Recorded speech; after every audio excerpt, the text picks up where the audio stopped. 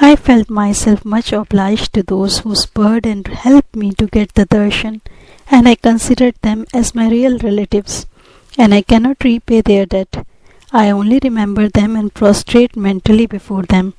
The peculiarity of Sai Baba's darshan as I found it is that by his darshan our thoughts are changed, the force of previous actions is abated, and gradually non-attachment or dispassion towards worldly objects grows up. It is by the merit of actions in many past births that such darshan is got, and if only you see Sai Baba, all the world assumes the form of Sai Baba. Hot discussion. On the first day of my arrival in Shirdi, there was a discussion between me and Bala Sahib Bhate regarding the necessity of a guru. I contended, why should we lose our freedom and submit to others? When we have to do our duty, why a guru is necessary? One must try his best and save himself. What can the guru do to a man who does nothing but sleeps indolently?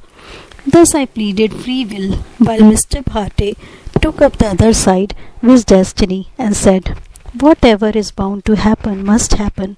Even great men have failed. Man proposes one way, but God disposes the other way. Brush aside your cleverness, pride, or egoism won't help you.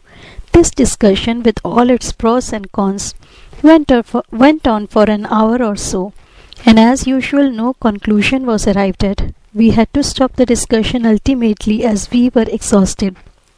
The net result of this was that I lost my peace of mind and found that unless there is strong body consciousness and egoism, there would be no discussion. In other words, it is egoism which breeds discussion.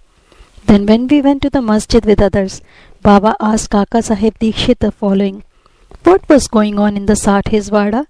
What was the discussion about? And staring at me, Baba further added, what did this Hemant Pant say? Hearing these words, I was much surprised. The masjid was at a considerable distance from Sathewada, where I was staying and where the discussion was going on. How could Baba know our discussion unless he be omniscient and inner ruler of us all? I began to think why Sai Baba should call me by the name Hemant Pant. This word is a distorted form of Hemadri Pant. This Hemadri Pant was a well-known minister of the kings Mahadev and Ramdev of Devgiri of the Yadav dynasty. He was very learned, good-natured, and the author of works such as Chaturvarg Chintamani, dealing with spiritual subjects, and Raj Prathashti.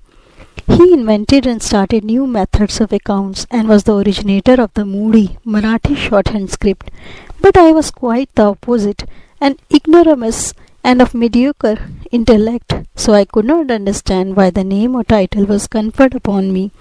But thinking seriously upon it, I thought that the title was a dart to destroy my ego, so that I should always remain meek and humble. It was also a compliment paid to me for the cleverness in the discussion.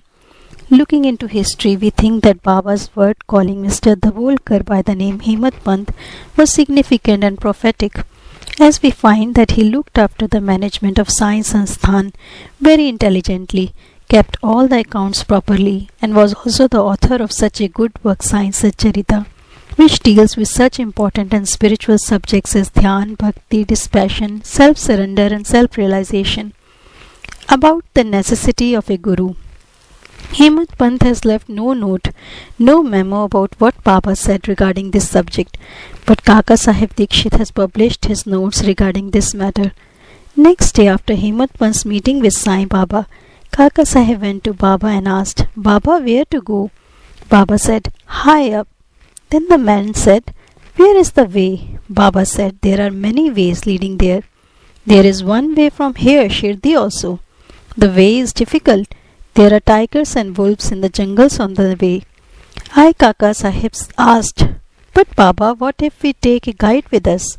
Baba answered, then there is no difficulty. The guide will take you straight to your destination, avoiding wolves, tigers and ditches, etc. on the way. If there be no guide, there is the danger of your being lost in the jungles or falling into ditches. Mr. Davolkar was present on this occasion, and he thought that this was the answer Baba gave to the question whether Guru was a necessity, and he thereupon took the hint that no discussion whether man is free or bound is of any use in spiritual matters, But on the contrary, real Paramarth is possible only as the result of the teachings of the Guru, as is illustrated in this chapter of the original work in the instances of great avatars like Ram and Krishna, who had to submit themselves to their Gurus, Vasishtha and Sandipani respectively, for getting self-realization, and that the only virtues necessary for such progress are faith and patience. Bow to Sri Sai. Peace be to all.